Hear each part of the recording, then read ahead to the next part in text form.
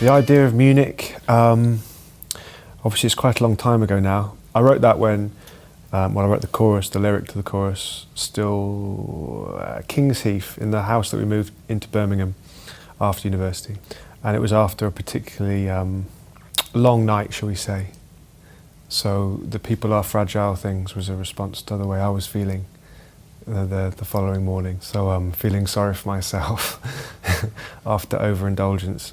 I mean, such an important part of Munich is the interplay between the vocal melody, which obviously is what I was doing, and then Chris's guitar line, which a lot of, many of the songs off the back room, those two things, the way they interact, is what made the band to start with. Yeah, just one of those melodies that Chris just had a real habit of coming up with back then. When you find yourself you get yourself in kind of creative good spots, in a good patch, and he certainly was there with kind of coming up with these little bouncy guitar lines with his certain style of playing. I guess complemented my deep voice. I'm so glad I found this. The recording in Munich was done, let me think, it was done with Jim Abbis, who produced pretty much all of the back room. But it was done before we did the main bulk of that session, which we did most of that album in a place called the Chapel in Lincoln. But we did Munich early as just to see if we could work with Jim, and it was done super last minute in that, I think, in that gap between Christmas and New Year, where people don't normally work.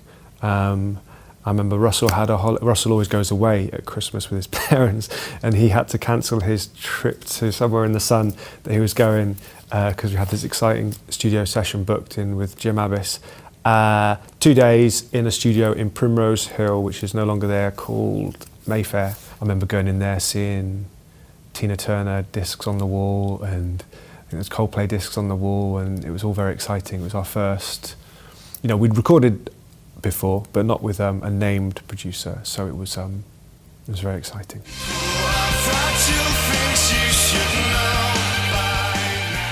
When the band kind of first got going, it was Bullets that was the song that was first on the radio. If my memory is right, the next thing we followed that with was Munich.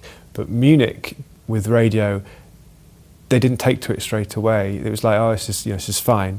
We got a bit of play, but it didn't feel like it was anywhere near as significant as Bullets. So it wasn't like disappointment. Of course, it was still, we were touring like small venues in a splitter van, and it was the second song we had out there, so that was, people knew the words to that and Bullets at the shows at the time, so it was still a big song for us.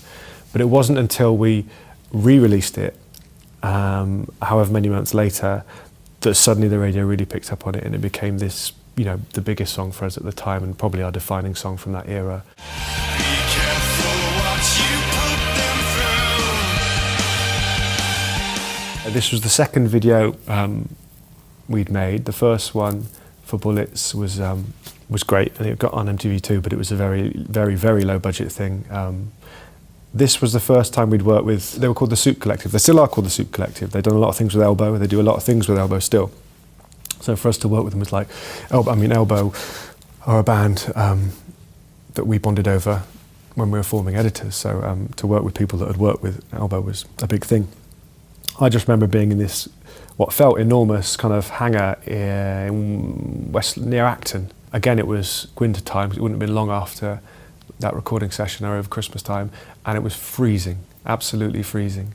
It was just that thing of the first time having to do kind of performance over and over and over again with more intensity, and it's just very, very alien to start with. I remember we had a couple of extras. There was like this guy in kind of sports gear on a treadmill.